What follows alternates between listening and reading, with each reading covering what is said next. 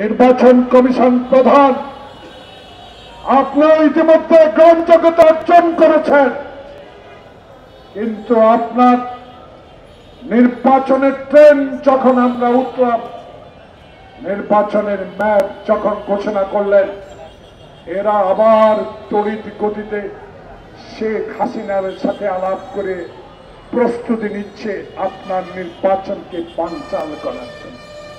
তাই বাংলাদেশে যারা আন্দোলনে ছিলেন,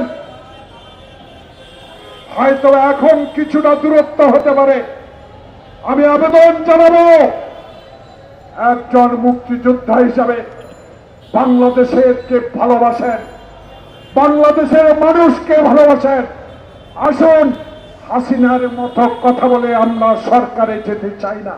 তাই আমার নেতা তারেক রহমান বলেছে, বাংলাদেশে আমার ভোট আমি দেব, সেই ভোটে আমি নির্বাচনে যদি জয় লাভ করতে পারি, যারা 16 বছর আওয়ামী অত্যাচারে অবিচারে নিজের সন্তানকে বুকের থেকে টেনে নিয়ে হাসিনা জবাই করেছে, তাদের বিরুদ্ধে আমাদের লড়াই।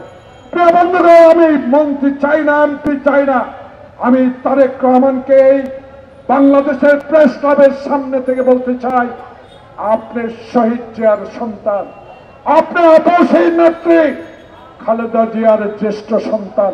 16 বছর আগে আপনার কনিষ্ঠ ভাই আরাফাতকে যখন 111 সরকার ষড়যন্ত্র করে জীবন থেকে নিয়ে গেছে, আপনাকেও এই মঈন, এই ফখরুদ্দিন, যারা আপনাকে মেরুদণ্ড ভেঙে জীবন শেষ করতে চেয়েছিল, রাখে আল্লাহ মারেকে।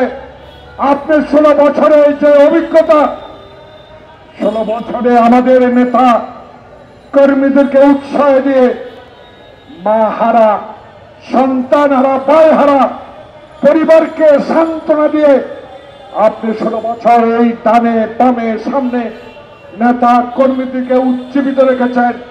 তারই ফল বাংলাদেশের 18 কোটি মানুষ আপনার জন্য দোয়া করে।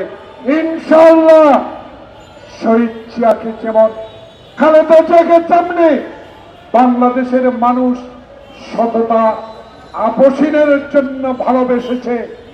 আপনাকেও 16 বছর 10,000 কিলোমিটার দূর থেকে আপনি আমাদেরকে গণতন্ত্র রক্ষার জন্য যে উজ্জীবিত করেছেন, আল্লাহর কাছে এই জোহরের নামাজের আগে এই পবিত্র আমার বড় শিক্ষকদের পক্ষ থেকে, অগণিত মানুষের পক্ষ থেকে আপনার জন্য দোয়া করব, আপনি যেন আপনার হাতে আপনার বাবার ঘোষিত স্বাধীনতার পতাকা সমুজ্জ্বল রাখতে পারেন, সেই দোয়া কামনা করে অপরাজয় বাংলা বাদল সরকারকে ধন্যবাদ জানিয়ে আমি আমার বক্তব্য শেষ করছি।